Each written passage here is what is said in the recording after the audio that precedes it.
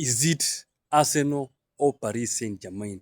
Mimi nikijaribu kuanalyze, Paris Saint-Germain iko na good attacking. Hiyo siwezi kataa, na wapea credit. Tukiangalia huko front three yao, Richard Kvaratskhelia, Desire Due na Dembele. Hiyo front three ni dangerous. And Arsenal defense yao iko fiti. Partnership ya Saliba na Gabriel Magalhaes, na uongeze pia the last man of defense David Raya, wamekuwa elite players. So mniambie, Paris Saint-Germain wataweza kuvunja hiyo wall Arsenal, ama Arsenal watafanya miujiza? Cause pia attacking wise Arsenal lately haijakuwa mbaya since Arteta alivyogundua Arsenal iko na shida huko mbele. At least amefanya changes. Martin Zubimendi ametolewa kando juu ameshindwa na Mboka, tukaleta huyu kijana anaitwa Lewis Skelly anajaribu, at least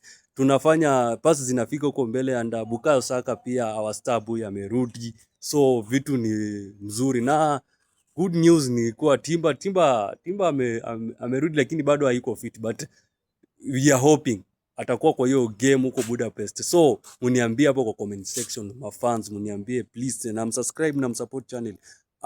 Is it Arsenal or Paris Saint-Germain? Tukiangalia tu hizo defense, Arsenal tunaipea, attacking tunapea Paris Saint-Germain. So mtuambie hii tactical battle, so nani atashinda mwenzake? So mcomment na msubscribe na msupport the channel, na content ziko hapo most muingie, na mtaendelea kupata content hapa EPL kijiweni.